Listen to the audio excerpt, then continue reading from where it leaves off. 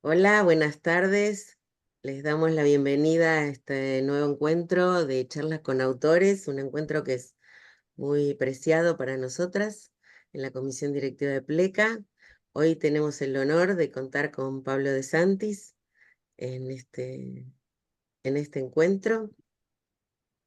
Pablo es licenciado en letras y ha escrito novelas y cuentos para adolescentes y para adultos. Es autor de las novelas La traducción, El calígrafo de Voltaire, El inventor de juegos, El buscador de finales y El enigma de París, entre otros títulos. Su última novela es La cabalgata de las Valquirias.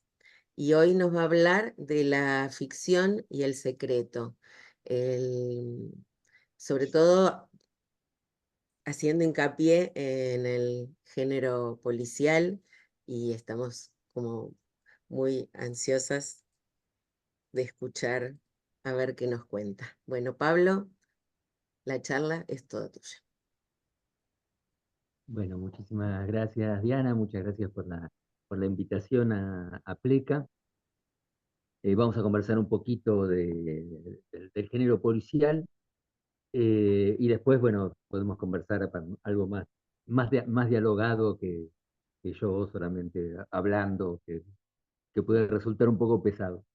Em, el, el género policial, que creo que todos, aunque inclusive los que no sienten una cercanía especial por el género, pero siempre algo de inquietud por el género policial provoca, porque el género policial pone en el centro algo que estuvo siempre en la literatura y también en la relación que tenemos con los relatos, que es el secreto, ¿no?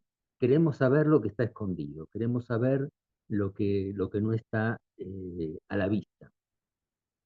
El género policial, bueno, que empieza con Edgar Allan Poe, ¿no? Empieza con el cuento Los crímenes de la calle Morgue y, bueno, y después los otros cuentos policiales de Poe, donde ya aparece esa figura del detective, en tu caso es Auguste Dupin, que es un personaje que no pertenece a la policía, sino que es una especie de filósofo de la investigación, ¿no? No solamente investiga, sino que también reflexiona sobre lo que investiga. Son curiosos los cuentos de Poe porque es mucho mejor la invención que hubo del género policial en Poe que los cuentos en sí mismos, que no son tan buenos, ¿no? Inclusive el más famoso de los cuentos de Poe, que es Los crímenes de la calle Morgue, que parece un crimen perfecto, pero ha sido cometido por un mono, por un orangután. Así que podemos decir que si el crimen perfecto es cometido por un orangután, ¿qué nos espera con los crímenes imperfectos, ¿no? Pero bueno, es mucho más genial la creación del género, la idea del detective, de este personaje que convierte a la reflexión en una especie de espectáculo que el desarrollo mismo de los cuentos de Poe, que hoy nos pueden parecer muy ingenuos, ¿no? Eh, Luego el género, bueno, va cambiando, pero hay básicamente dos grandes líneas. Una es la línea de- más inglesa, que tiene que ver con la reflexión, donde el detective es sobre todo un, eh, es un lector, ¿no? El detective. El detective lee, y más que leer, escucha, ¿no?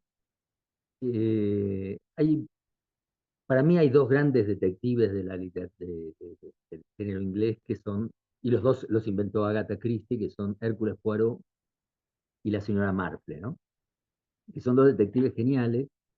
Eh, Hércules, Hércules Poirot, que es un detective belga, un personaje un poco ridículo, lo cual ya hace un poco así con los grandes bigotes, hace un poco también al humor. Y la señora Marple, que es una señora mayor, lo cual primero es una mujer, pero además no es una chica atlética, sino además es una señora mayor. Y es una señora un poco pesada, parece, y en realidad detrás de esa apariencia de una señora un poco insistente es una genial investigadora, ¿no? Y estos dos personajes, a diferencia de otras cosas que estamos acostumbrados a ver, que generalmente el detective con la lupa, buscando los detalles, estos dos personajes son detectives del oído, ¿no? Yo siempre me pregunto cuánto hay de, cómo convive el psicoanálisis con esta época de esplendor de la novela policial, que es a partir de los años 30 con Agatha Christie, ¿no? Porque porque son los dos detectives del oído. Lo que les interesa es escuchar a los personajes, no les interesa tanto si hay pistas, ese tipo de si hay pistas, algún hilo en el suelo, una carta manchada de sangre, ese tipo de cosas que abundan en las novelas, no les interesan tanto como las palabras, ¿no? Eh, los dos tienen como teorías distintas acerca de la investigación. Eh, Poirot piensa que hay una especie de narcisismo en los asesinos y que siempre se van a terminar delatando, porque quieren contar su crimen. Tratan de contenerse, pero lo quieren contar. Y por eso se delatan, ¿no? Inconscientemente. La señora Marple, que vive en un pequeño pueblo, eh, a ella cualquier situación le recuerda una situación del pueblo, ¿no? Hay como una especie de mirada sobre hay algo invariable en la naturaleza humana que se va repitiendo, entonces ella reconoce una situación, en una situación del presente reconoce una situación del pasado, ¿no? Es un personaje completamente encantador y uno de los, eh, mi favorito, ¿no? La señora Marple, una creación genial de Agatha Christie. Eh, Frente a estos detectives, bueno, está la novela negra norteamericana, donde el detective ya no es un mero, no es tan genial como estos personajes, es alguien, no es alguien que descifra, no es alguien que lee, es alguien que actúa con el cuerpo, ¿no? Que alguien que irrumpe, alguien que da golpes, que recibe golpes, hay algo mucho más físico. También quizás es uno de los personajes más célebres, que es Marlowe, Philip Marlowe, el detective de Raymond Chandler. Hay algo también de héroe ético, que es más bien su insistencia en querer saber la verdad, algo más importante quizás que su propio intelecto, aunque es un hombre inteligente, ¿no? Pero tenemos estos dos modos del policial y siempre vamos a ver que en las novelas más modernas se van a estar siempre eh, vinculando de alguna manera. Cuando uno quiere escribir una novela policial, va a ver las dificultades que tiene el género, ¿no? Sobre todo cuando hay algún tipo de intriga, cuando hay un enigma y hay que saber la verdad, ahí uno se enfrenta a una serie de problemas técnicos que quizás las otras novelas no tienen, no porque no tengan problemas, pero no algo tan tan como de la materialidad de la novela que tiene el policial, ¿no? A mí me gusta comparar la escritura de una novela policial a cuando uno le hace a los chicos la búsqueda del tesoro, ¿no? Que uno esconde primero el tesoro, los huevos de Pascua, por ejemplo, uno esconde primero el tesoro y uno va poniendo las pistas en sentido inverso a cómo después va a ser el desarrollo del juego, ¿no? Es decir, uno en la novela policial primero tiene que tener el final, por lo menos una idea del final, y luego ir escribiendo la novela preparando ese final, ¿no? Por supuesto que uno no la escribe en sentido inverso, que sería algo muy trabajoso, pero sí tener una especie de idea para para que esa construcción no haga agua, ¿no? Yo creo que el terror de los que escribimos novelas policiales son las distracciones, ¿no? Es decir, tal detalle, o descubrir cuando uno terminó, cuando ya está el libro publicado, cómo un personaje sabía tal cosa, cómo podía ser que tal objeto estuviera ahí. Eh, Eso es muy angustiante cuando uno escribe este tipo de historias.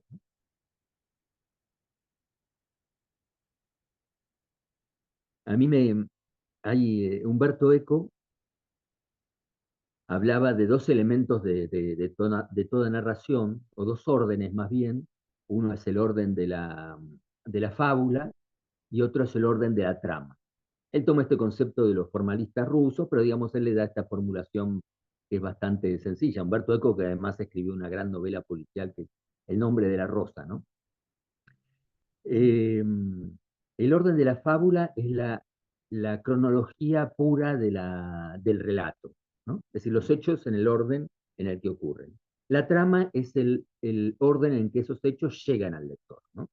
Que sabemos que en una historia policial, por ejemplo, nunca coinciden fábula y trama, porque a lo mejor hay un crimen al principio y nos vamos a enterar recién al final de qué pasó ahí, ¿no? Pero en casi ningún relato eh, coinciden fábula y trama exactamente, ¿no? Inclusive algo muy sencillo. Hace un tiempo encontré en, en los diarios de Abelardo Castillo, que se publicaron, un grueso tomo que se publicó, encontré una brevísima anotación de él, que decía más o menos, lo digo de memoria, ¿no? Decía que alguien va a una librería de viejo, encuentra una, una novela, mira que el lector anterior hizo una serie de anotaciones y subrayados, como solemos hacer, ¿no? Los que nos gusta leer, y se pregunta quién fue esa persona que, que escribió eso, que subrayó ese libro, ¿no? Y en la última línea dice, ese libro fue suyo, ¿no? Que a mí me parecía perfecto, porque son 3 o 4 líneas de relato, y sin embargo, ahí está la diferencia entre la fábula y trama. No nos dice desde el principio que ese libro fue suyo, ¿no? Sino que lo dice al final, ¿no? En, en esas poquísimas líneas ya igual hay diferencia entre fábula y trama, ¿no?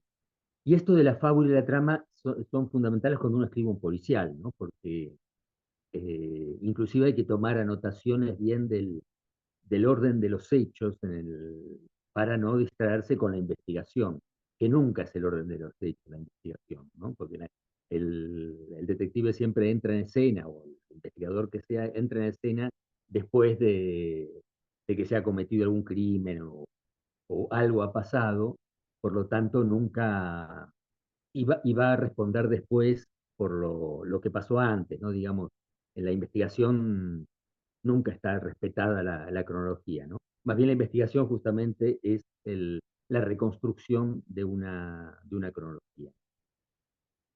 Eh, Así que, digamos, esas son unas de las cosas que más nos preocupan a los que queremos escribir eh, policiales. Otra cosa que me gusta de la novela policial es el culto de las cosas menores, ¿no? El culto, la importancia que tienen los pequeños detalles en, en las novelas policiales, que quizás si uno ve la literatura anterior, los objetos que aparecían eran objetos cargados de significado. Pensemos en las novelas de aventuras, las espadas, las armas, eh, bueno, todo tipo de objetos que simbolizan, sino el poder. Son objetos importantes, podemos decir. La novela policial descubre la importancia de lo que no tiene ninguna importancia, ¿no? Lo que llevamos en el bolsillo, esas las pequeñas cosas que puede haber en un cajón, porque todo eso va a tener una, va a ocupar un lugar. Parecen que son cosas aleatorias que no tienen que ver con el destino de los personajes, y sin embargo finalmente vamos a ver que tienen una gran importancia eh, en la historia, ¿no? En general, si vemos las novelas policiales de ahora, vamos a ver que hay siempre una combinación entre los elementos del detective de este detective de la novela norteamericana que sufre peligro físico, digamos, y, la otro, y los otros elementos de la novela inglesa, donde el detective está visto sobre todo como un lector, ¿no?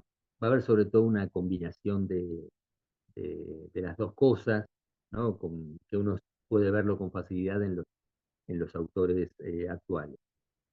Yo creo que el género ha invadido gran parte de la literatura. Si uno se pone a ver las mesas de oferta en las librerías, las mesas de oferta no, perdón, las mesas de novedades de las librerías, va a ver que muchísimas de las novedades están vinculadas al género policial, ¿no? Ya casi no quedan colecciones de policiales, como había antes, que estaban como separados, y bueno, ya hay ha impregnado, digamos, toda la literatura esta idea, digamos, de que hay una historia en la superficie, hay una historia escondida y que se trata de arrancar esta historia, desenterrarla y llevarla a la luz. En Argentina, por supuesto, tenemos una tradición enorme en literatura policial. Tenemos el primer libro que un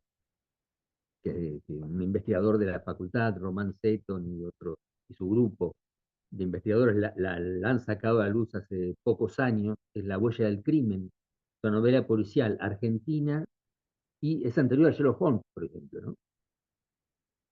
Eh, y bueno, y después tenemos toda una tradición porque nuestros grandes escritores además han escrito cuentos policiales, ¿no?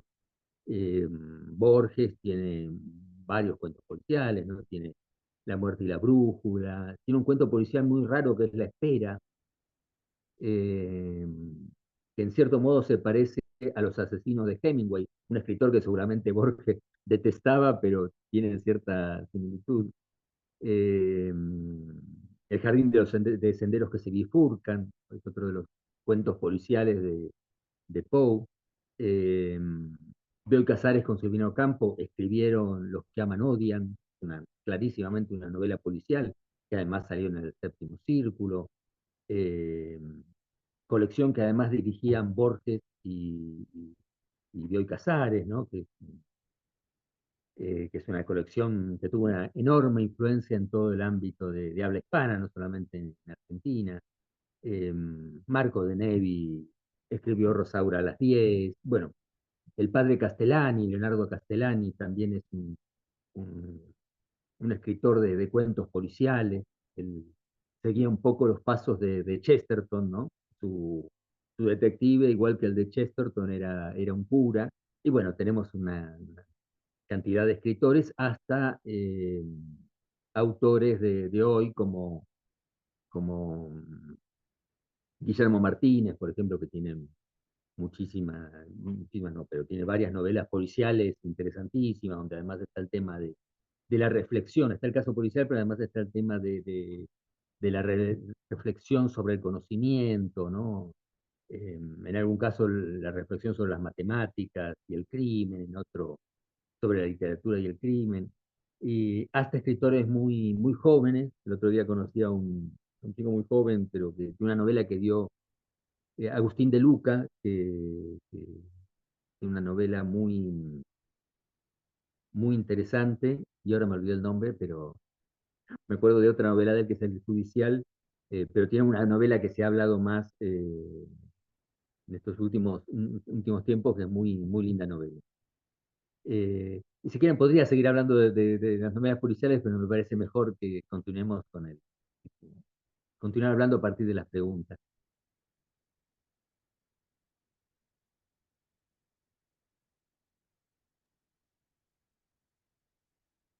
Bueno, lo que veo es mucha atención, pero preguntas, eh, no hay. Yo agregaría a la lista de a Rodolfo Walsh, que, que escribió un libro que se llama Variaciones en Rojo, eh, y el detective era un corrector de textos, así que ese nos toca, que se da Bien, cuenta a partir de la forma en la que escribe alguien, empieza a encontrar esas pistas.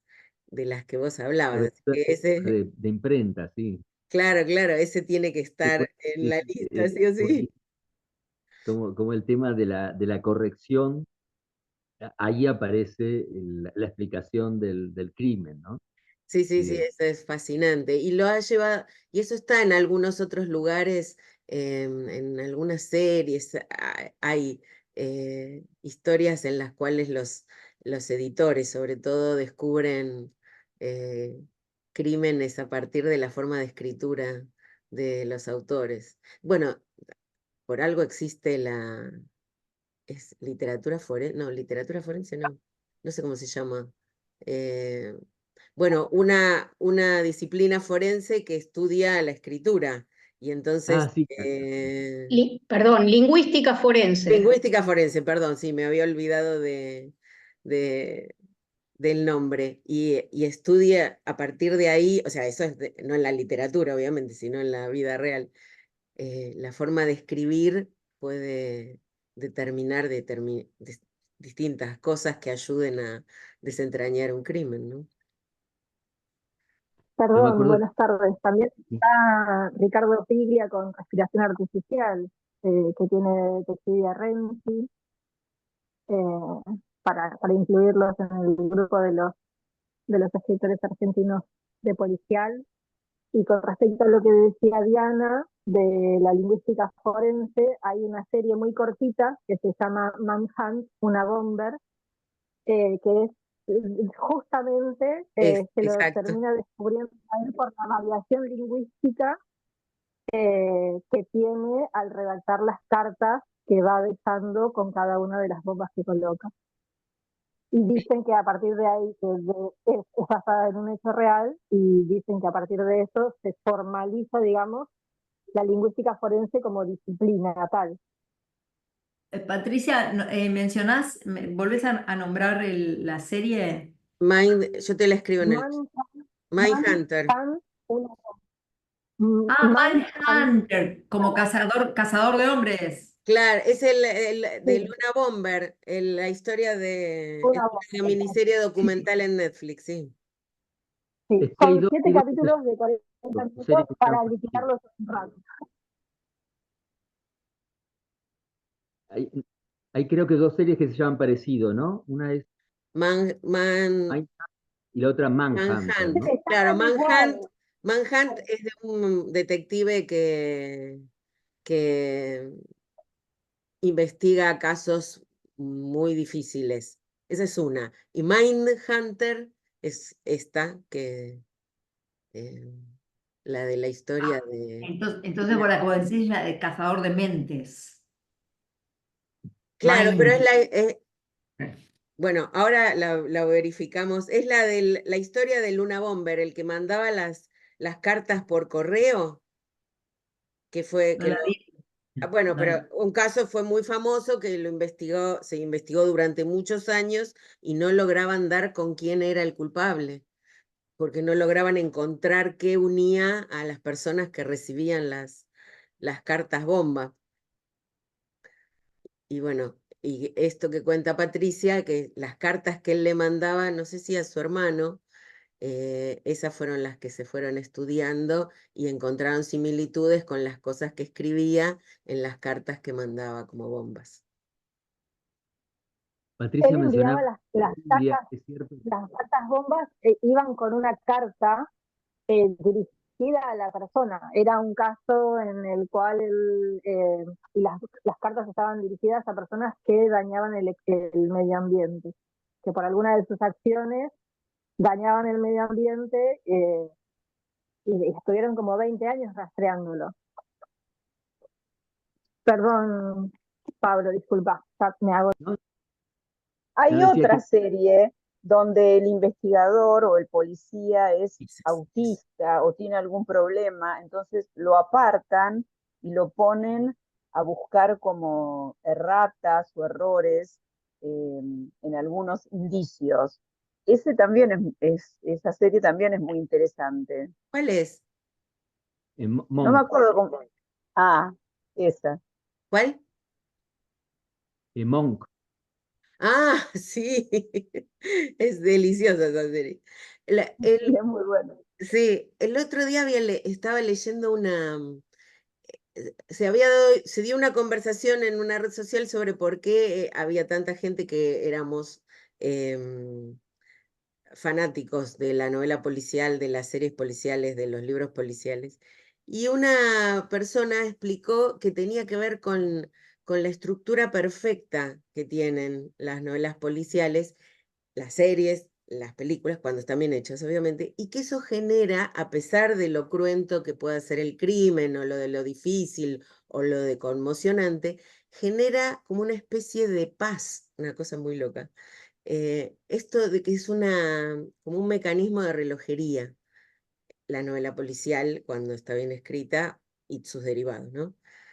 Y que ese mecanismo de relojería genera como una sensación de tranquilidad a la persona que lee ese libro. ¿Vos te parece que es así? Ah, está bien. Sí, hay algo del gusto porque algo se completa. En la vida no se completan las cosas, en la novela policial se completan, se lleva.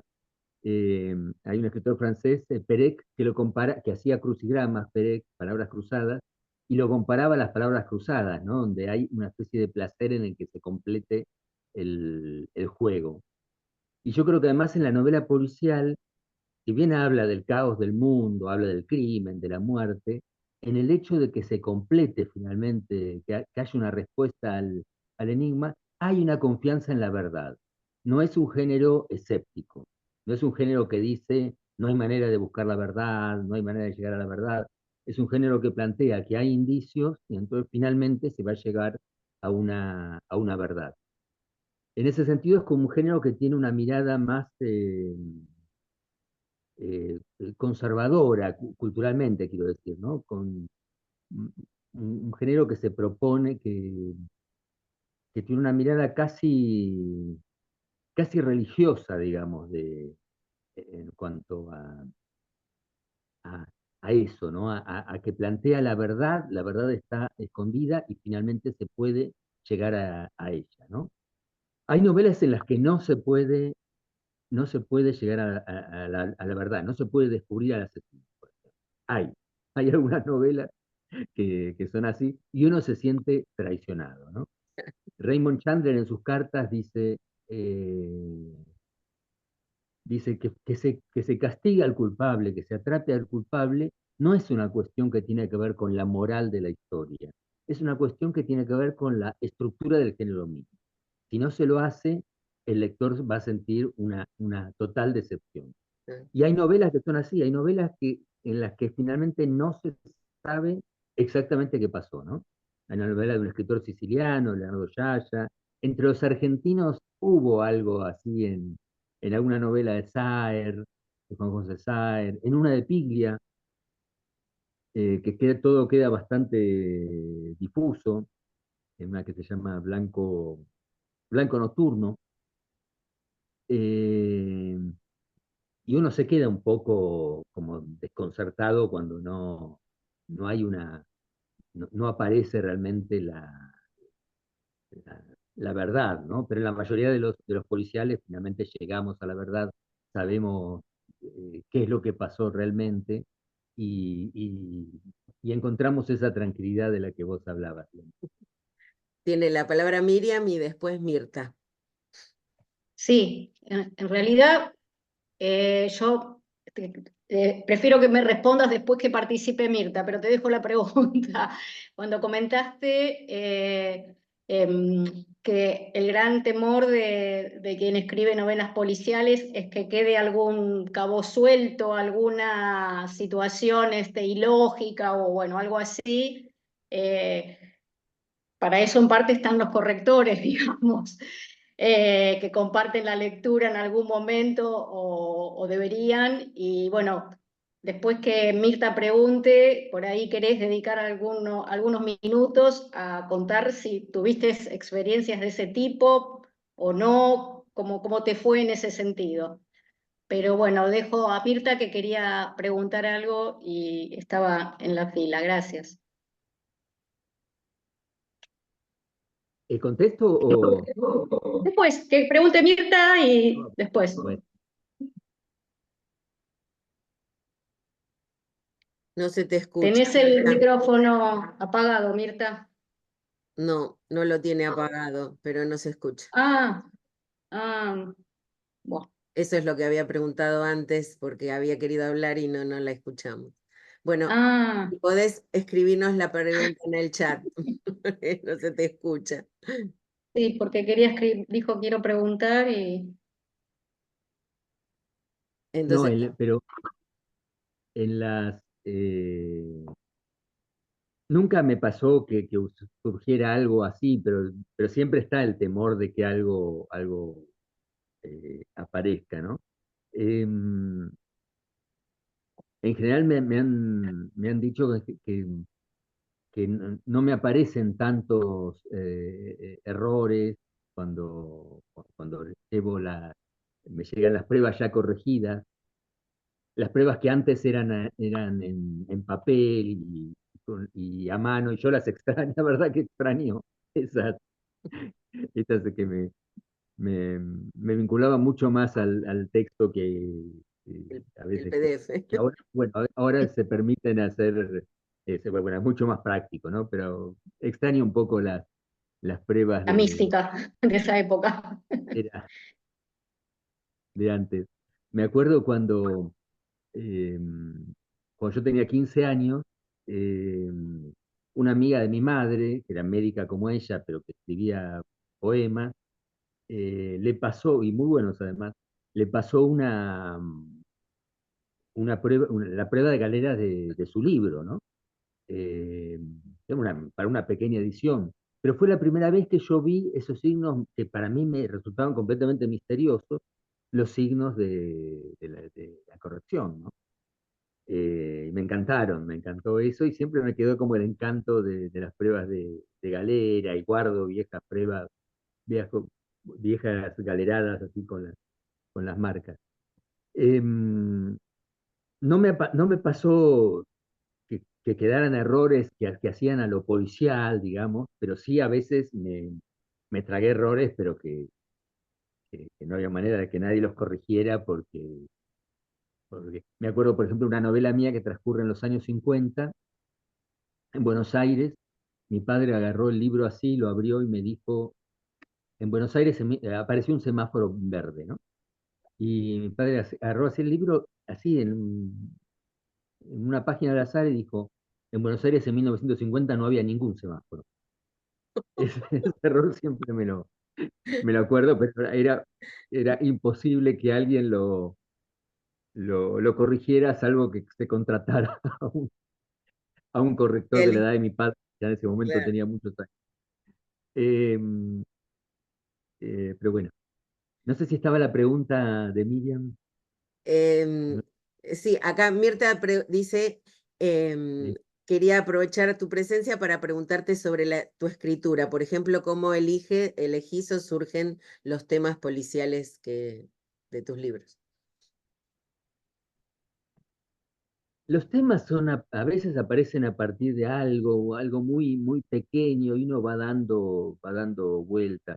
La última novela, que es la cabalgata de las Valquirias, es una novela que yo venía escribiendo hace mucho, la escribí 2 veces, pero apareció porque me causó mucha impresión ver la Patagonia, ¿no? Con la ceniza volcánica, ¿no?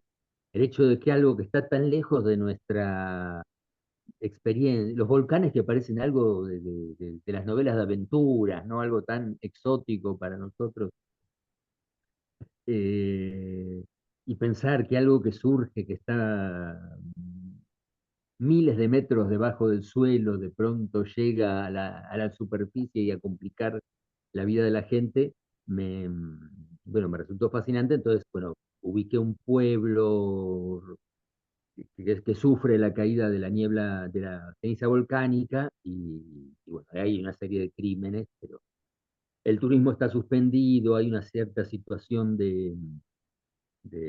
como de irrealidad, ¿no? A partir de que las rutinas quedaron totalmente alteradas por la ceniza volcánica, ¿no? Y bueno, y ahí va un policía a investigar esta. estas muertes misteriosas, ¿no? Una Pero digamos, pregunta, eh, perdón, antes de continuar, ¿vas a seguir escribiendo sobre Nebra? ¿Va a haber otros policiales con él de protagonista? sí veo que más o menos sí, pensé otro argumento, lo Porque estoy desarrollando. es un personaje entrañable para continuarlo, creo, en mi opinión personal. Me parece que da como para seguir su historia y su metodología y su diferenciación del padre y todo eso. Estaba, estaba ahí tratando de pensar otra novela, de las novelas.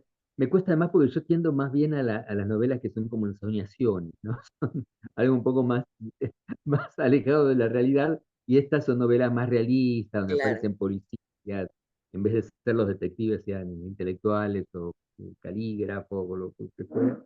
Estos son más, es un mundo más real, ¿no? Entonces me siento un poco, eh, pero, pero pero estoy ahí, estoy como tomando anotaciones y tratando de armar algún tipo de argumento, ¿no? Hay algo, hay algo que dice Chesterton, que dice, la novela, dice, la literatura policial tiene una particularidad, que los escritores de otros géneros siempre quieren que el lector esté muy atento a lo que escriben. El lector de policiales en realidad quiere distraerlo para que no descubra. las Entonces, claves, para que no se dé cuenta antes. se, se piensa una historia de fondo y que no sea ni totalmente descolgada, ni tampoco totalmente obvia, ¿no? Acá tengo una pregunta de Adriana y después tiene la palabra Cecilia. Adriana Rodríguez pregunta, dada la falta de conclusión de esas novelas que mencionás, las que mencionaste antes, como Blanco Nocturno de Piglia, ¿no se las podría vincular más con la novela negra? Para mí no. En la novela negra lo que pasa es sí, pero en la novela está más vinculada a la novela negra, seguro. Por ejemplo, Piglia le gustó muchísimo, le gustaban las novelas policiales, era muy lector de novelas policiales, dirigió una colección de policiales que se llamaba, bueno, en una editorial que se llamaba Tiempo Contemporáneo, ¿no? Él publicó algunos de los clásicos del género. Eh, pero no siempre las novelas policiales negras, no es que no tienen resolución el caso, ¿no? No es que ocurra eso. Tiene una resolución, lo que pasa es que no es tan importante y tan determinante como en una novela de Agatha Christie, por ejemplo, ¿no? Que Claro, el día del asesino es totalmente fundamental. En claro, otras novelas uno a veces hasta se olvida de qué era lo que estaba investigando este hombre. Eh, es más claro. bien como más bien una especie de vínculos secretos en los personajes, y se trata de sacar a la luz más eso que a lo mejor el primer crimen que quedó un poco eh, olvidado. Eh, Piglia volvió al policial con uno de sus últimos libros que se llama Los casos del comisario Croce, donde escribió un un libro de cuentos policiales, pero también aparece muy fuerte son también cuentos en cierto modo, sobre la literatura, ¿no? Por ejemplo, eh, al comisario Croce le toca en algún momento asistir a una conferencia de Borges en un pueblo en los años 50, creo. ¿Seguís? Cecilia, estás muteada. ¿Qué tal, Pablo? ¿Cómo estás? ¿Me escuchás? Sí, perfecto. Ah, no, yo la pregunta que quería hacerte es cómo conjugás todas estas premisas del policial con la literatura juvenil. Yo trabajé muchísimas veces con chicos con libros tuyos que les encantan y bueno, quería saber, o sea, cuál era el cóctel, ¿no? ¿Cómo hacías para que los chicos entraran en esta cuestión del policial, cómo combinas los temas, las zonas de interés, etcétera, ¿no? ¿Cómo trabajar la literatura, que para mí es tan difícil no trabajar la literatura infanto-juvenil, digamos juvenil en este caso? Sí, no en todas mis novelas aparecen elementos policiales, pero no las que No, no, no, pero muchas sí. sí, en algunas aparece la investigación, Ay, Silvia. viejas novelas que se llaman Lucas, hay dos de Lucas Lenz, eh, em, yo la verdad que nunca, para mí la- en, en la vida real yo diferencio mis libros para grandes de mis libros para chicos y tengo dos editoriales distintas y soy muy consciente de eso, pero en mi cabeza no funciona eso, esa separación no funciona y funciona otra, que es la de mis novelas realistas y mis novelas no realistas, ¿no? Dentro de mis novelas para chicos hay unas y otras, y lo mismo pasa con mi novela de grandes. Esa es la diferencia que hay en mi cabeza, ¿no? Es algo que tenga un vínculo fuerte con el mundo real o algo que no tiene ningún vínculo con el mundo real y es todo algo más como fantasioso, ¿no? El mundo, ¿no? Eh, pero sí a los chicos les encanta también el tema de la investigación. Ahora siempre me sorprende, yo voy mucho a escuelas, ¿no? Y siempre me sorprende, hay algo que no logro entender bien, que es el concepto que manejan de final abierto, que siempre me sorprende porque siempre les parece que el final es abierto. Y yo les digo, para mí no, está totalmente cerrado la historia. Y ellos, no sé si están acostumbrados a que las cosas continúen, y, Las sagas, pero claro, leen siempre muchas sagas. se soluciona. Eh, pero me doy cuenta que leen de otra manera, ¿no? Y les gustaría siempre que las cosas continuaran, ¿no? Mientras yo creo que los adultos somos más bien, nos gustan en los finales de las cosas, ¿no? Inclusive tengo una novela que es sobre este tema de los finales, que se llama El buscador de finales, donde trato en ficción, pero digamos lo que es la búsqueda de, de los finales, ¿no? Cómo buscar finales para una historia, ¿no? ¿Vale? Estás muteado. Yo justamente había preguntado Sí, por eso, en el sentido de si, ¿se escucha bien? sí. Sí, sí, sí. En el sentido de si él notaba, porque a mí yo consumo mucho el género policial y yo lo que noto es que hay como una nueva tendencia o una especie de deseo de experimentar y de salirse de la clásica narrativa del policial. Y eso yo lo pensé y lo asocié a esto que vos decías recién, de que los jóvenes, o sea, las nuevas generaciones, tienen es difícil sorprenderlos. Es como que se las saben todas. Desde el principio ya vislumbran o no le dejan espacio a la construcción de la historia. Y son de ese tipo de lecturas que yo siento que han influido, la forma en la que se hace series o se hace cine, ha influido también en la forma en la que se escribe y se ha modificado el armado de una narración en el género policial. No sé si vos pensás lo mismo. Sí, sí, seguro que ha tenido una inmensa influencia el cine antes y ahora las series, ¿no? A las series me refiero a las series, siempre, antes también había series, pero las series Sí. que cuentan una historia en 8 capítulos, en 6 capítulos, a veces son más largas, pero que presentan una estructura distinta, ¿no? Sí. Frente al... em, Digamos, y he ya no se leído busca saber quién es el culpable o o descubrir, sino que esa información se da desde el principio y lo que se narra y lo que se cuenta es la historia del porqué, la fundamentación, lo que hay detrás.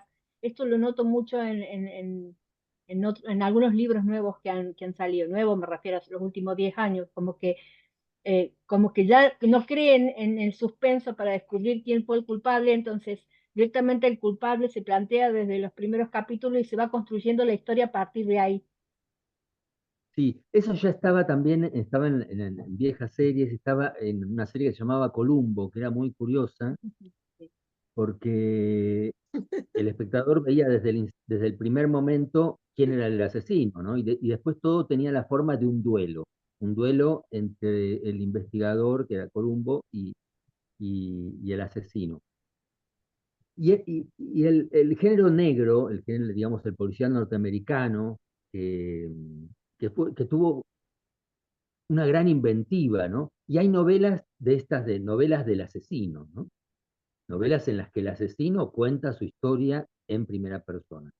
Hay, por ejemplo, hay un escritor que se llama Jim Thompson, que tiene dos novelas que son casi iguales, donde el que cuenta la historia es un sheriff asesino y que va contando sus crímenes, ¿no? Pero sí lo que decías, Valeria, ¿no? Sí. Era, eh, yo creo que siempre hay un enorme peso de- de las formas narrativas nuevas sobre la literatura. Al revés también, ¿no? Y también hay mucha influencia sobre lo audiovisual de la historieta, por ejemplo. Si vemos un montón, que la historieta, que es un medio tan barato de producir, ¿no?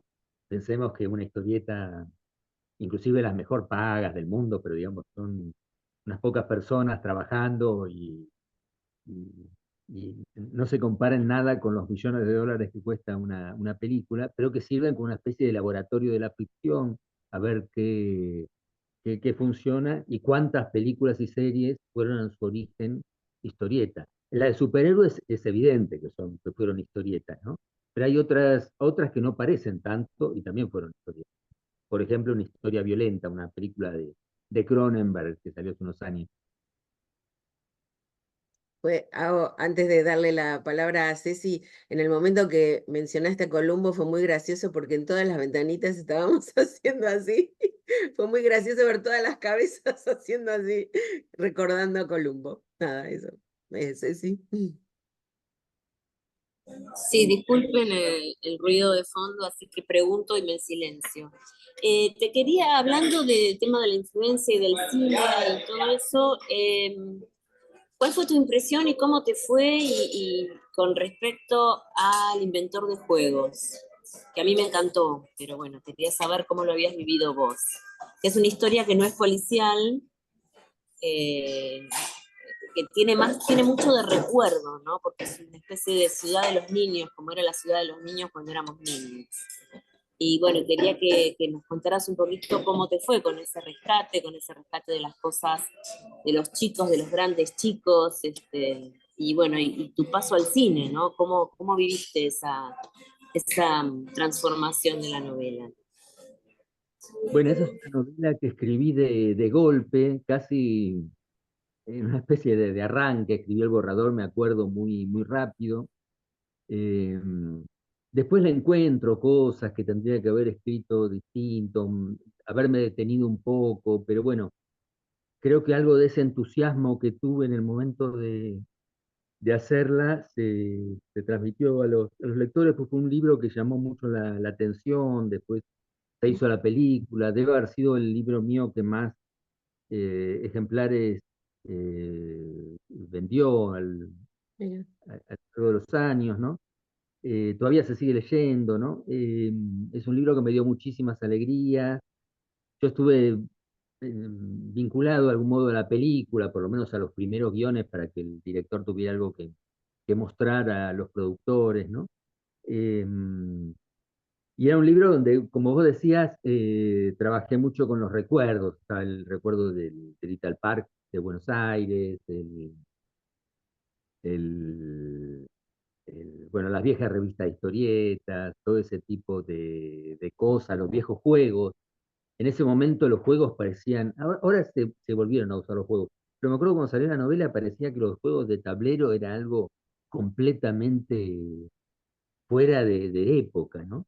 Ahora realmente yo veo que los jóvenes vuelven a jugar, hay bares donde se juegan, se toma algo y se piden cajas con los juegos y,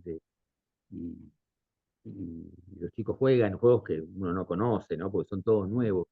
Em, pero bueno, estoy muy agradecido al director de la película, además, que trabajó tanto, pobre hombre, me debe ver y debe tener pesadillas, pero porque estuvo 8 años para hacer la película, no por culpa mía, ¿no? Por culpa de lo que le costó armar esa producción tan grande desde Buenos Aires, ¿no?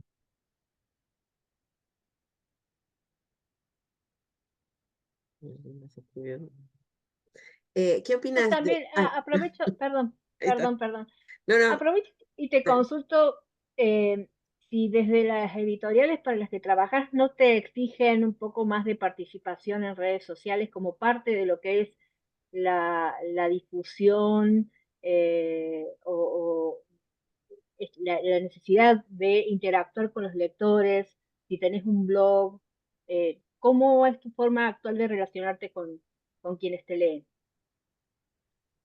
No, nunca me lo plantearon, la verdad que no me lo plantearon jamás. Y tengo nada más una cuenta de Twitter, pero porque me divierte Twitter, que Instagram me resulta incompleto. Tengo una cuenta de Instagram que la tuve que hacer em, eh, me acuerdo que justo para algo que me había pedido la Nati, la hija de Mónica Herrero, una vez que yo daba cursos y para publicitar un curso tuve que hacer una cuenta de Instagram, pero la verdad que no sé ni siquiera cómo se postea, me resulta totalmente incomprensible, mientras que Twitter me resulta claro de funcionamiento, ¿no? Pero no tengo mayor participación en redes sociales, casi nada, y ninguna, bueno, Twitter son toda gente grande, ¿no? Con chicos no tengo un vínculo. Casi diría que en la época en que se escribían cartas me relacionaba más con los lectores que me escribían y yo les escribía que ahora. Pablo, te Sí, lo escuché mismo en la escribo entrevista. Ah, muchísimo. perdón, pensé que habías que No, terminar. no, que sí me vinculo personalmente porque voy a muchas A las escuelas a escuelas. lo largo del año, la editorial me organiza y todo eso. Ah. Te escuché en la entrevista que hiciste en el podcast de Inde Pomeraniec, precioso podcast que recomiendo parte especialmente para escuchar, donde hablabas que no te gusta el tema del sadismo, ni de la crueldad, de la exagerada crueldad en los libros policiales. Entonces, hay mucho de eso últimamente. Y entonces quería preguntarte qué autores te gustan y qué autores no te gustan. Sí, no me gustan las novelas, ya no me acuerdo de los autores, pero esas donde está el asesino psicópata y que corta gente a pedacitos, eso no me gusta. Me gusta mucho la literatura inglesa, me gusta una escritora inglesa que se llama P.D. James, que hace toda la construcción psicológica de los personajes, Maravillosa. eh, que retrata, son historias policiales, pero hay un retrato siempre de la soledad de los personajes, de su pequeño mundo, que siempre me resulta muy conmovedora y es una escritora que me parece genial, completamente genial. Y el inspector es poeta, aparte, publica libros de poesía. Es poeta, Adam Duggy. Sí. Sí, es poeta.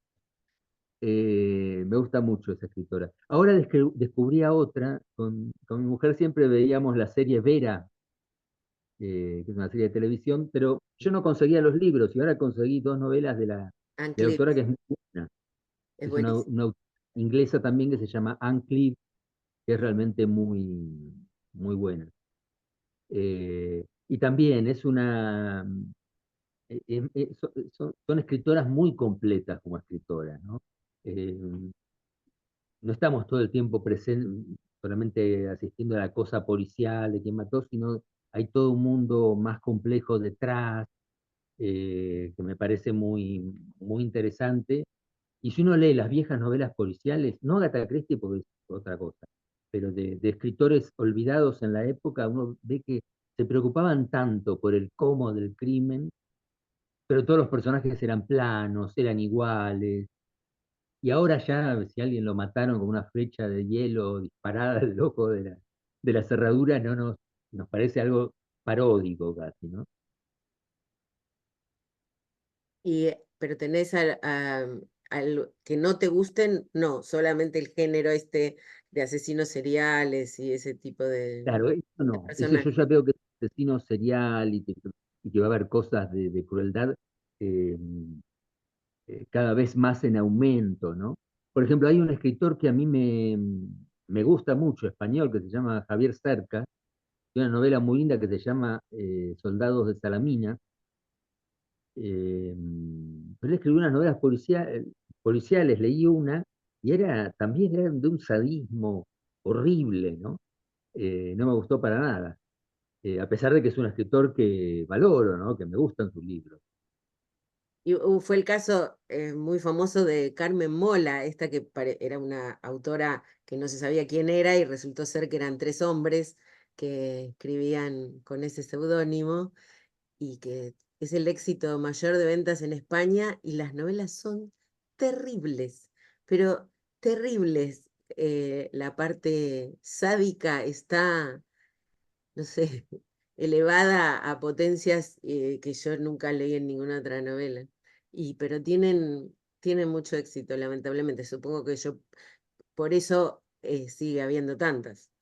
Eh, Sí, yo cuando salió esta novela de Cercas y conocí ese fenómeno, yo lo relacioné, digo, se ve que está como de moda y que los lectores buscan esa sí, cosa así de mucho totalmente. sadismo. Bueno, no sé, no, no es mi caso. Cecilia pregunta, ¿considerás que el personaje plano, con excepción del detective, es del policial antiguo? ¿Te parece que hay una evolución del género? Yo creo que sí.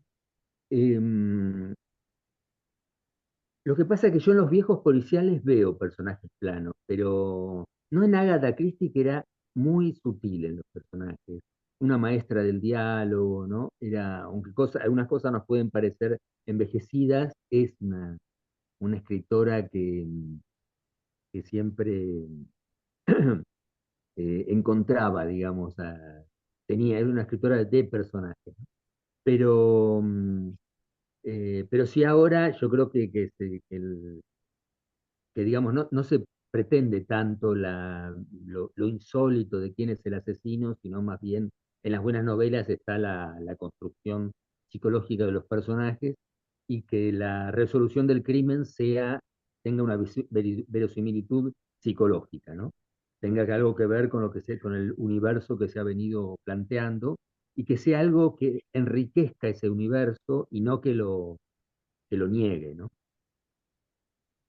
A mí me parece que la evolución es que en la época del policial inglés, el asesino era una excepcionalidad, era alguien que sobresalía justamente por ser el asesino, pero el policial fue evolucionando para mostrar que muchas veces los asesinos son emergentes de la sociedad, no excepcionalidades, sino que son consecuencia. Y ese es para mí el gran cambio de paradigma en la novela policial.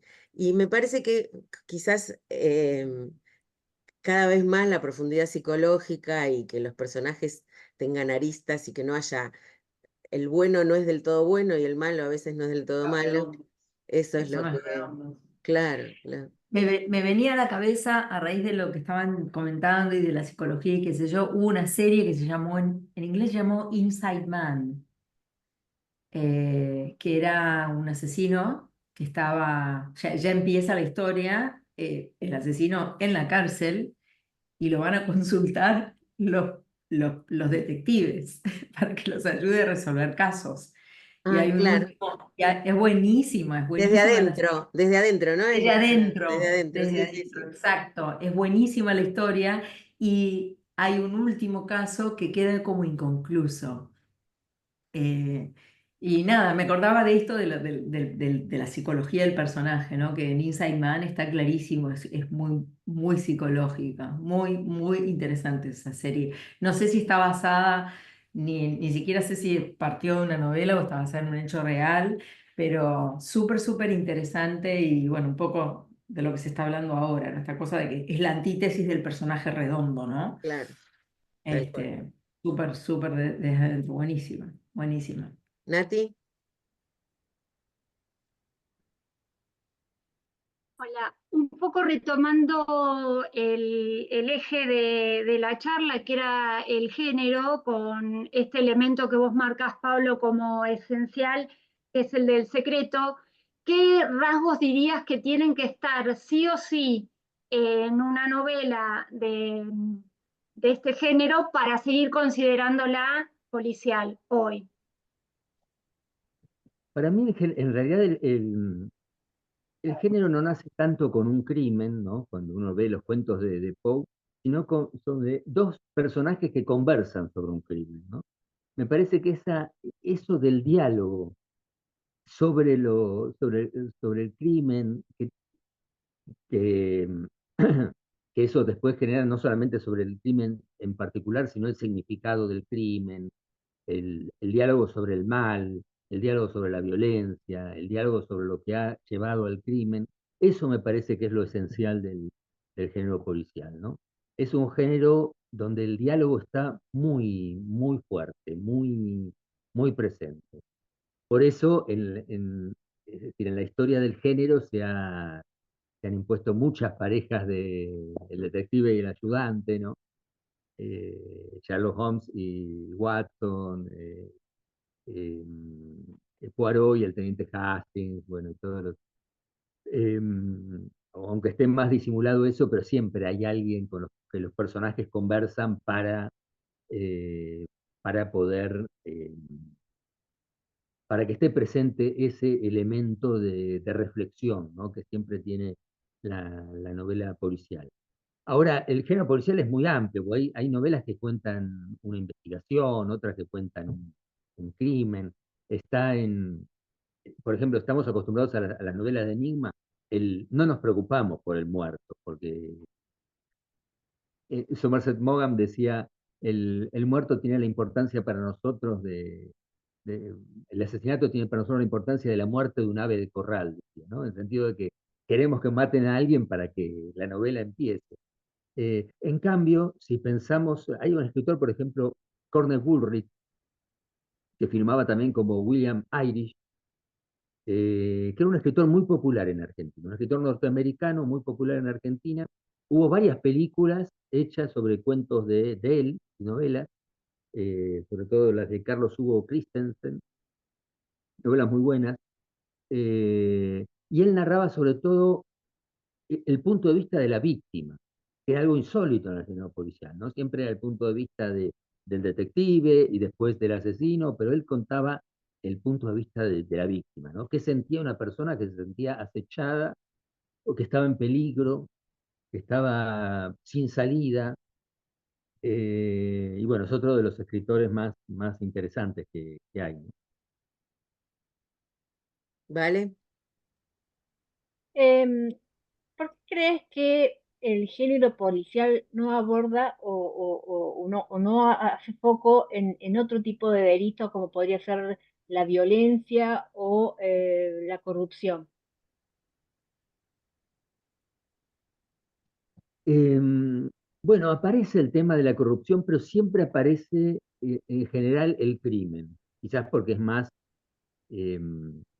puede haber puede ser un tema de la corrupción, pero el crimen. Igual me parece que hay algo del género policial inglés que ha sobrevivido, que es la idea, es muy atractivo que el asesino sea uno de nosotros. En los clubes de escritores de- de novelas policiales de la época de Agatha Christie, habían hecho hasta instrucciones, ¿no? Y decían, bueno, el asesino no puede ser alguien de, de la servidumbre, no puede ser un extranjero. Había muchas novelas en las que había conspiraciones y los pobres chinos estaban siempre había conspiraciones de chinos, pobres chinos, que seguramente no mataron a nadie en Inglaterra, en China sí, pero en Inglaterra no. Eh, y bueno, había estas Chesterton decía que había dos clases de novelas policiales, las del cuarto amarillo y las del peligro amarillo, ¿no? A él le gustaban las del cuarto amarillo, refiriéndose a la novela de Gastón Leroux, El Ministerio del Cuarto Amarillo, y no a las del peligro amarillo, que eran las conspiraciones de Chino, que se ve que abundaban mucho en las novelas de la época, ¿no? Pero creo que siempre hay algo muy atractivo entre que el asesino sea uno de los que están ahí, ¿no? Uno de nuestra clase, y no alguien que viene de afuera, un extranjero, alguien que la sociedad en sí considera peligroso, ¿no? ¿No? El género, si generalmente lo que hace es decir, es uno de nosotros, uno de los que la sociedad no considera peligroso, es el verdadero asesino. Em, Me parece que una de las cosas que también cambiaron con esto que hacías referencia a que lo que importa es desentrañar el misterio de quién mató y no quién es el muerto, que en las novelas mm, más modernas sí importa y en general puede poner muy triste a quien a quien matan. O sea, hace daño, ¿no? No estás, Cierto. vos querés que esa persona no le pase nada y esa persona muere, y entonces afecta de otra forma el vínculo con el libro, porque la muerte duele. Esa yo creo que es una diferencia enorme con esto, con el policial inglés y con los de esa etapa. El conocido síndrome Ned Stark. Claro, esa, bueno, que no es policial, pero bueno, Pero pero no querés que maten al protagonista, claro, ni menos de un Pone hachazo, como a Ned Stark. de cierta ambigüedad moral, porque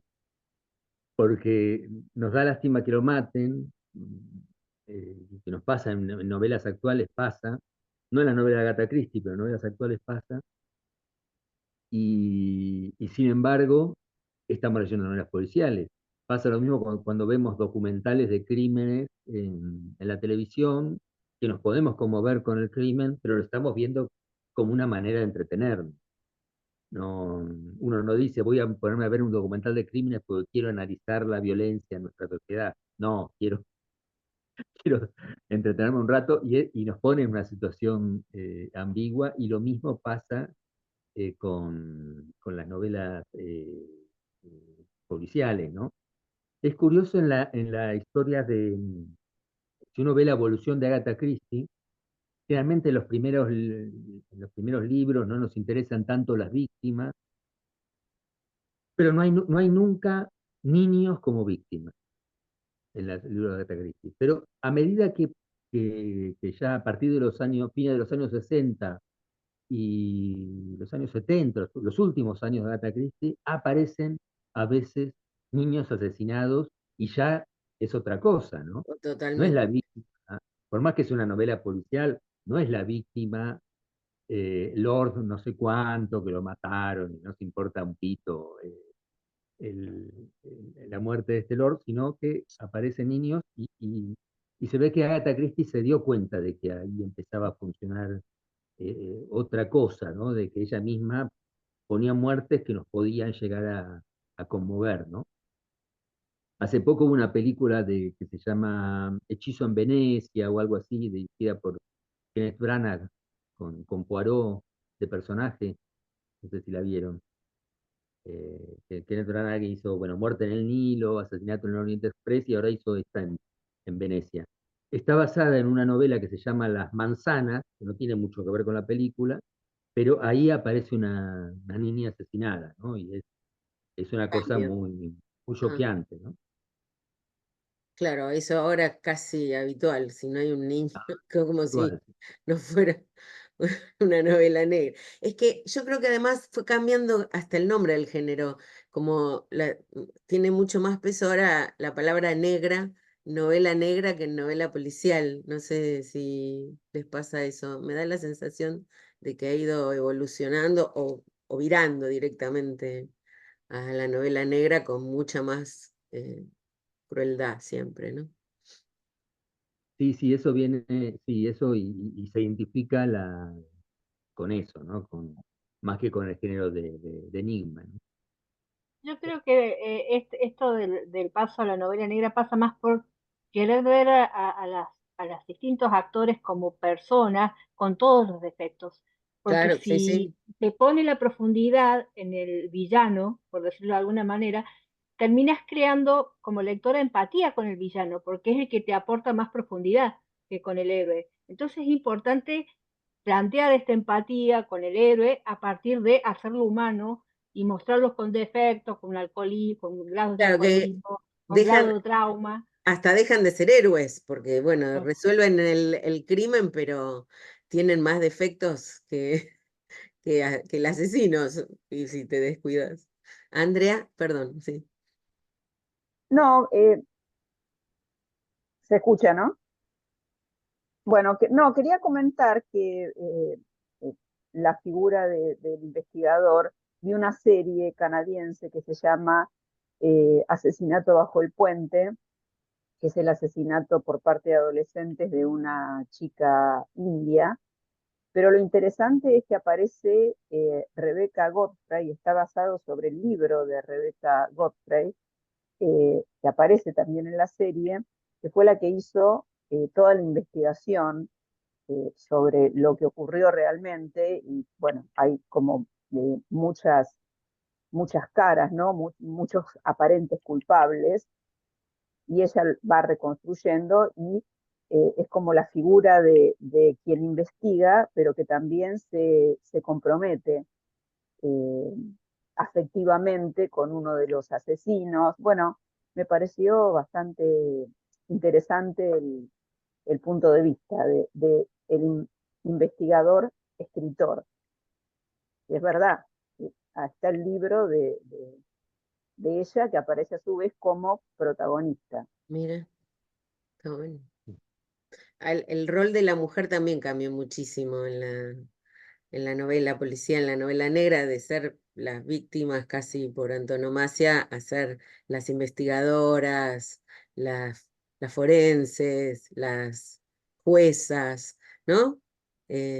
Cambió eso sí es un cambio total en la, en No, lo la, interesante es este doble rol, que sea la escritora y que sea la investigadora. sí. Bueno, en un momento le dicen, ¿vos qué querés, justicia o querías material para escribir tu libro?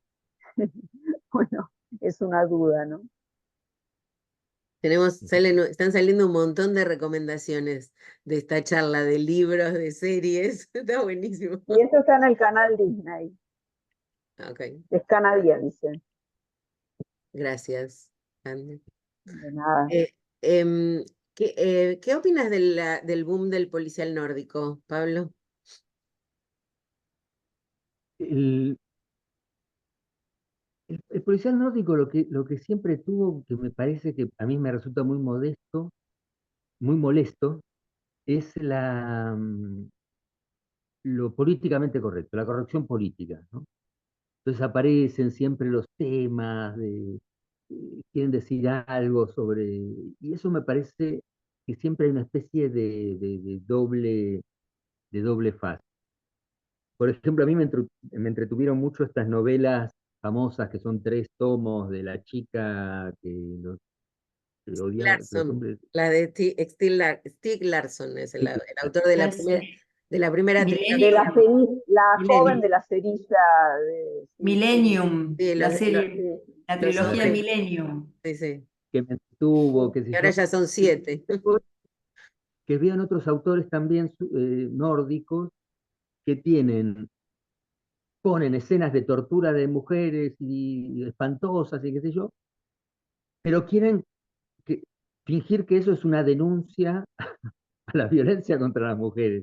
Y a mí me parece que no, que es un poco de morbo para, para vender más ejemplares, pero que encima tiene una especie de coartada moral del señor que está muy preocupado por la violencia contra las mujeres. Me parece una cosa que me resulta eh, muy falsa, ¿no? Y lo he visto en más de uno de estos escritores, inclusive también en Mankell, que alguna novela me gustó, pero veo siempre esto, que no se abandonan a, bueno, está escrito una novela policial, que no hace falta que sean además una especie de figuras morales, de que enseñan. no sé, me parece que hay algo de falsedad en estos autores, ¿no?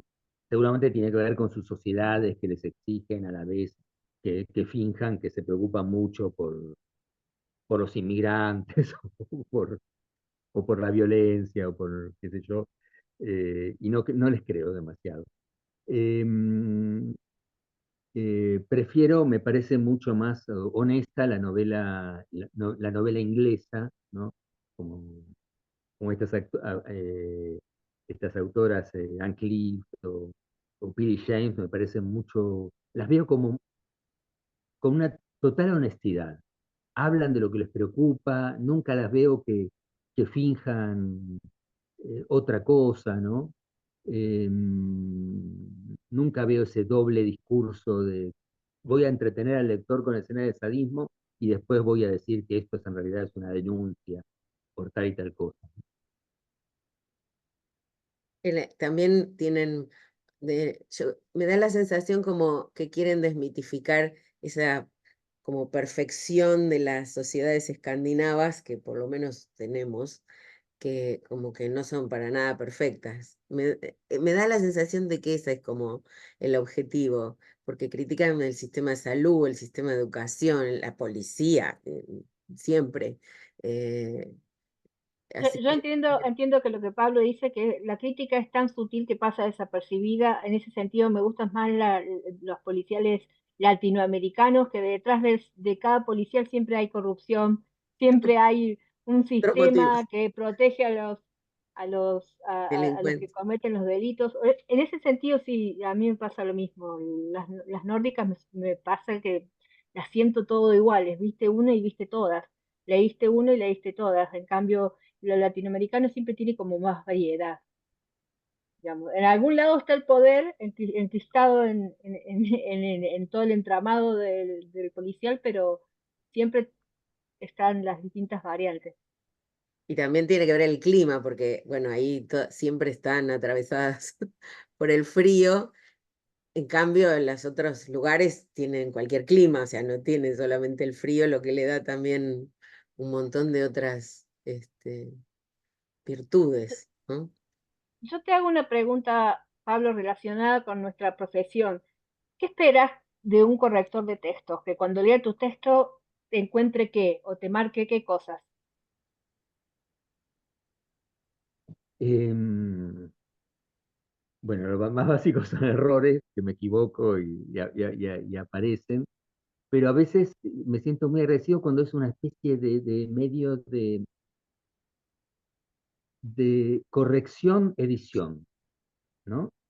Que avanza un poquito más, que a veces hay, más allá de de corregir los errores y repeticiones y todo ese tipo de cosas, pero que haya algo, a veces incoherencias o que haya alguna frase que, que está medio muerta, una frase que de pronto en un párrafo que no, pero que no tiene ningún error, no es que hay un error gramatical. Y sin embargo esa frase uno la pasó por alto y bueno, a veces las veo, ¿no? Y digo, esta frase está totalmente muerta, ¿no? Esto hay que decirlo de otra manera. Eh, Esas son algunas de las cosas que yo veo que, que siento que alguien realmente está leyendo comprensivamente la novela y no tanto si hay una palabra mal puesta. Yo tiendo a aceptar casi todas las correcciones. Mis últimas dos novelas que las tengo frescas y que trabajaron bárbaro, aparecieron un montón de cosas en la corrección, las acepté todas. A veces lo que pasa es no me pasó últimamente, pero en algún momento, a veces hay errores en los diálogos, pero porque hablamos así, a lo mejor en Argentina, y nos tragamos algún D que habría que ponerlo, y a veces ahí puede haber alguna diferencia o alguna pequeña eh, una discusión en torno a algo, pero son cosas mínimas. André, No, quería preguntarte, Pablo, ¿qué es exactamente una frase muerta? ¿Cómo, cómo la podrías describir, ¿no? Como correctora para captar la idea de lo que querés expresar. Es una frase donde que está como, en mi cabeza diferencio escribir de redactar, ¿no? Cuando veo algo digo, esto está redactado, esto no está escrito, ¿no? No es que si no lo buscamos en el diccionario, los dos verbos quieren decir lo mismo, ¿no? Pero para mí funciona así, ¿no? Redactar, esto está redactado. Eh, es una frase que a veces hay un adjetivo que está muy pegado que es un lugar común, pegarlo a ese sustantivo, ese tipo de cosas, ¿no? O algún verbo que resulta. A mí siempre me gusta algo que sea literario, y muchas veces mis frases están muy trabajadas, y uno ve que son medio imposibles. Yo soy consciente de esto, por ejemplo, en esta última novela, que es un policía y a veces reflexiona de manera como si fuera alguien que se dedica a escribir y eso no me molesta porque sé que es una especie de algo que el lector acepta, ¿no? Pero igual me gusta mantener algo de coloquialismo y de frescura, y a veces noto que eso en una frase, en algún párrafo, no está, ¿no? Me cuesta ahora pensar en un ejemplo, ¿no? Pero No, pero eh, está clarísimo la diferencia entre redactar y escribir. sí. Creo que, no sé, a todas eso ilumina lo que vos querés decir y lo que el editor o el corrector, correctora, quizás puede ayudar a distinguir.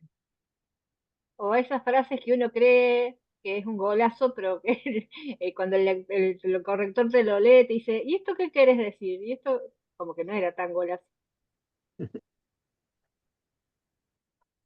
Tal vez lo que también yo interpreté cuando lo dijiste era esa frase muerta o esa oración muerta que tal vez estaba como fuera de lugar, no estaba ni en el párrafo exacto, ni daba lugar que estuviera siquiera, ¿no? Yo lo interpreté más por ese lado.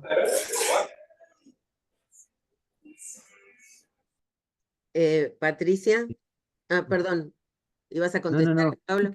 ¿O sí? no, le hablaba a Patricia que levantara la mano. Ah, ok. Patricia. Ahí, ¿se me escucha? Sí, Ahí. ahí, Le iba a sí. preguntar No se a te ve, pero Pablo. se te escucha. Bueno, es que Ahí no se te escucha. Ok, entonces Ana, mientras Patricia resuelve sus problemas técnicos. Eh, Pablo, me gustó muchísimo lo que comentaste, esto de que los diálogos se, se utilizan muchas veces como para reflexionar. En el caso de la novela policial te referías, ¿no? De que hay un investigador y su ayudante, etcétera. Eh, Me pareció una idea excelente.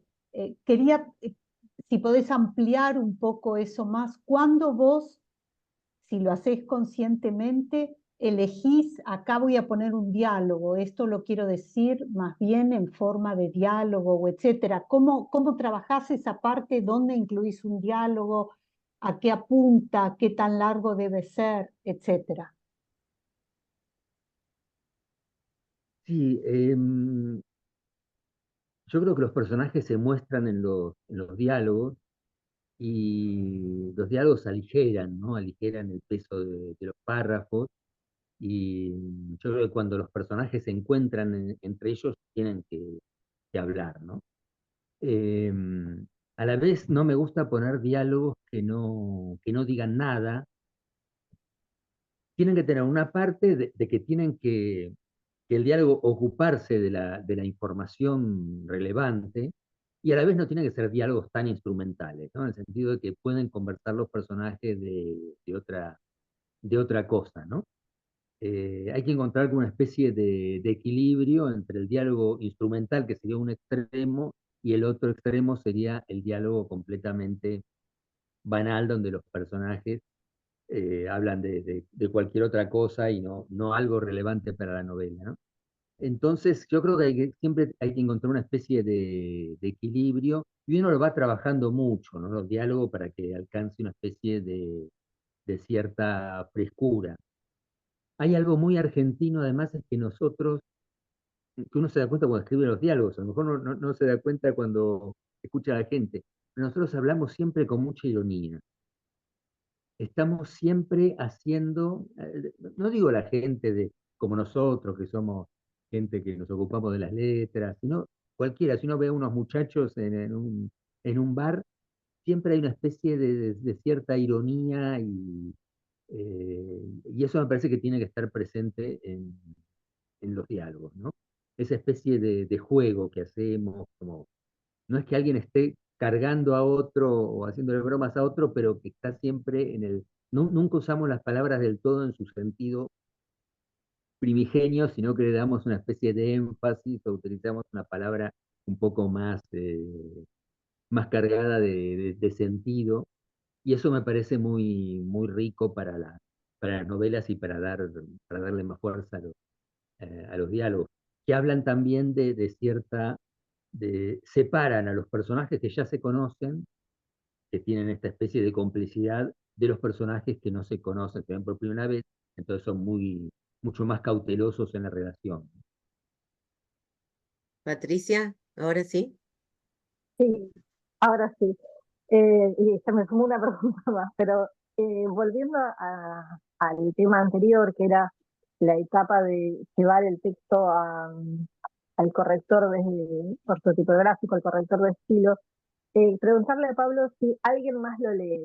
¿Le das a leer tu texto a alguien más o directamente, una vez que decidís que ya está listo, lo mandás a corregir? No, bueno, en la editorial siempre... Perdón, porque cuando eras más joven dijiste te leía tu mamá. Entonces, eso es una práctica que tenés, darle a alguien más que lo lea, o directamente a la editorial y que lo corrijan. Si estoy muy inseguro, sí, cuando era joven se lo daba a mi padre, después a alguno de mis hijos, a veces les he dado, pero siempre si estoy muy inseguro. A veces no, a veces estoy seguro y no, también a mi esposa, también alguna vez lo he leído. Me ha leído varias cosas Guillermo Martínez, el escritor, que además es un lector muy concienzudo y muy cuidadoso, me ha ayudado mucho. Eh, pero después en la editorial trabajo eh, con editoras con las que trabajo hace muchos años, ¿no? En mi novela Mis cosas para grandes, con Paula Pérez Alonso, que además es escritora, y en Las cosas para chicos, con María Fernanda y Lucía, que me ayudan muchísimo, en- y que son lectoras muy cuidadosas y precisas, ¿no? Así que también y cambio las cosas, no es que solamente me, me señalan una palabra mal puesta, ¿no? He cambiado el principio de novelas completamente, ¿no? Eh, Sobre todo los principios de novelas, pero escribí capítulos enteros, reescribí desde cero capítulos enteros, eh, así que me han servido muchísimo, ¿no? Qué interesante, porque, bueno, nada, me llama mucho la atención cuando la gente no se comparte, aunque sea en su círculo más íntimo, como para algún tipo de feedback antes de...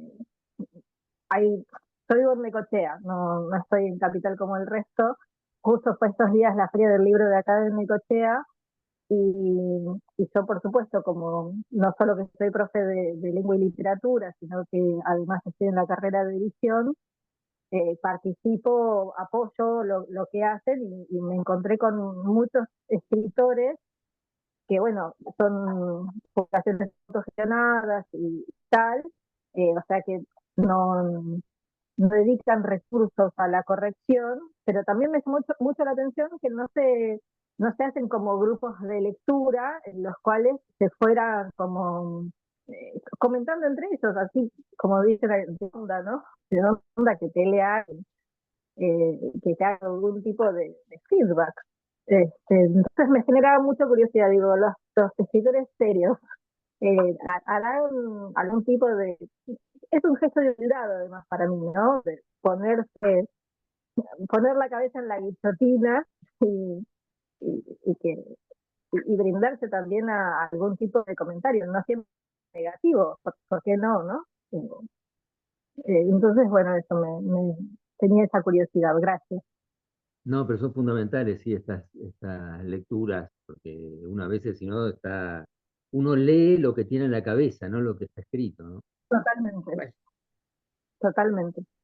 Ceci, vos tenías una última pregunta, así vamos cerrando, que Miriam tiene que hacer un anuncio y nos vamos Sí, despidiendo. sí.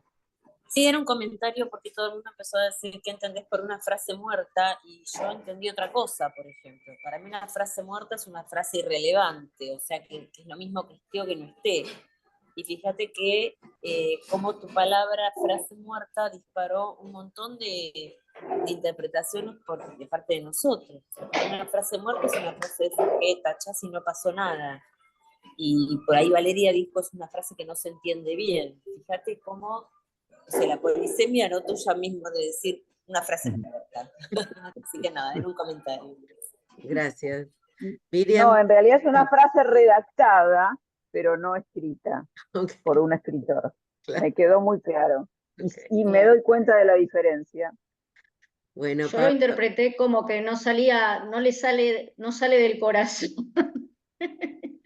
La redactada, en cambio claro, la escrita sí. claro, yo entendí que podía estar o no estar y era lo mismo.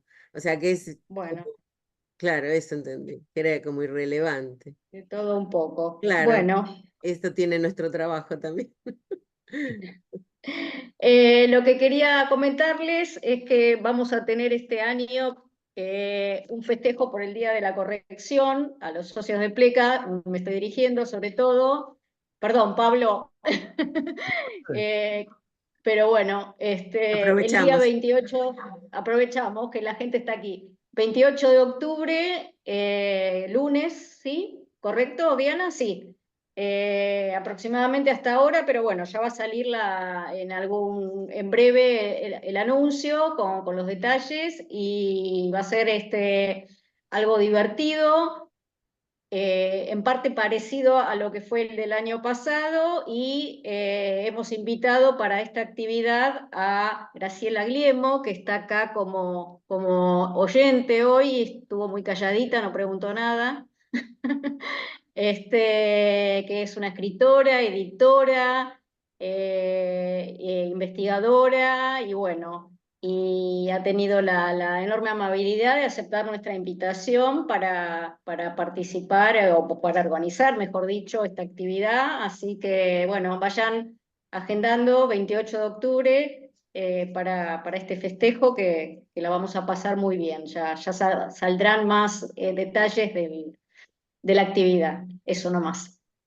Bueno, Pablo, gracias por tu participación. Creo que te diste cuenta de que nos apasiona el tema, que podríamos seguir charlando un montón. Y bueno, gracias por compartir tu saber, tu poesía, tu literatura y tus consejos. Fueron muy valiosos para nosotros también. Muchísimas Muchas gracias. Gracias por compartirlo. Muchas Nos gracias. vemos en una próxima.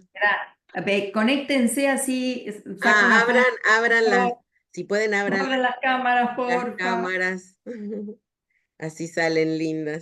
hay forma de que aparezca Pablo Sí, ya lo más participativo, digamos, que él tendría que es que el hablar, protagonista del día de hoy. No sé habla cómo. Pablo, así quedas como orador. Y Claro, habla si quedas habla, como orador. habla, decía algo. Contanos el secreto de tus ojos. No. Claro, Esa- habla para poder aparecer en primer plano. Hablo. 1, Dale, 2, 3. seguí, ahí está, ahí, ay, no, yo no. Perfecto. Ok, perfecto. Ok, bárbaro. No entendía, pensé Bueno. que se quería que pusiera cara de hablar, no entendía que era el sonido para que apareciera en la pantalla. Formalmente tenías que hablar para que aparecieras en la foto que estamos sacando. Listo, ok. Muchísimas Ahora gracias. Muchas gracias. Gracias, muchísimas Gracias, gracias, Pablo. Chao, hasta la próxima. Chao. Chao, muchas Chao. gracias. Chao.